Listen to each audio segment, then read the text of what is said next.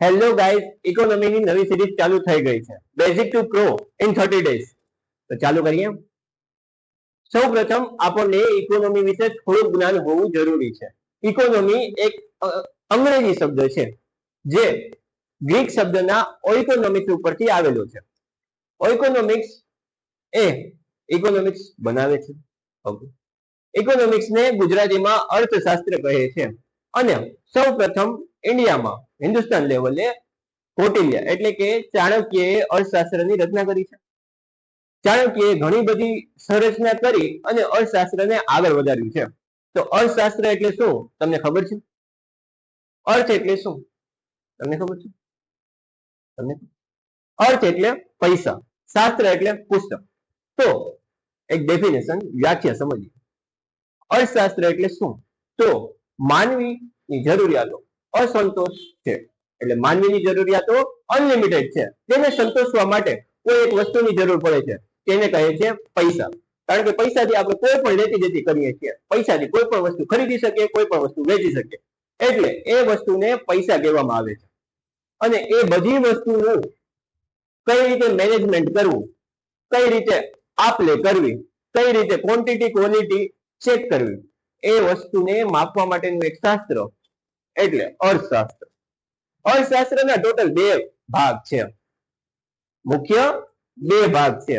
સો ઇંગ્લિશમાં કહું, economy has two type, micro economy as macro economy. Micro economy એટલે કે એકમલક્ષી અર્થશાસ્ત્ર અને મેક્રો ઇકોનોમી એટલે સમગ્ર લક્ષી અર્થશાસ્ત્ર.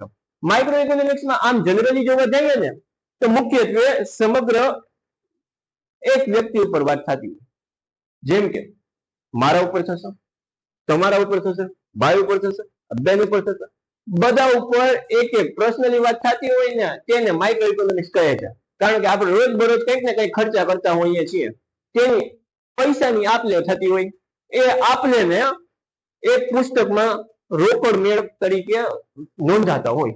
તમને ખબર હોય લાલ કલરનું પુસ્તક હશે, તમારા ઘરમાં હશે ને મારા ઘરમાં હશે. ન હોય ને તો અત્યારે મોબાઈલમાં આવી ગઈ છે નોટ્સ, વ્યાપાર, ઘણા બધા એપ્લિકેશન છે જેમાં તમારું બેંક સ્ટેટમેન્ટ તમે જાળવી રાખો છો.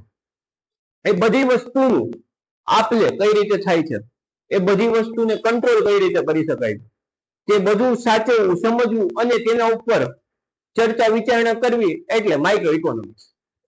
ડન છે? ડન છે?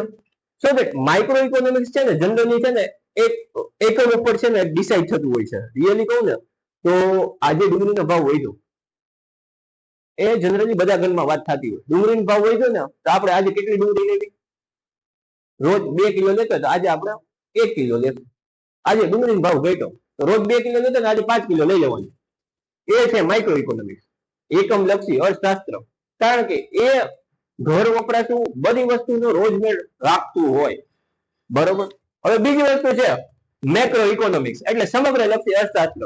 એ ઇકોનોમીમાં જનરલી આખા વિશ્વ લેવલની વાત થતી હોય, આખા દેશ લેવલની વાત થતી હોય, ઇન્ડિયા લેવલની, પાકિસ્તાન લેવલની, ચાઇના લેવલની, all over the world they decided how to trade with another country.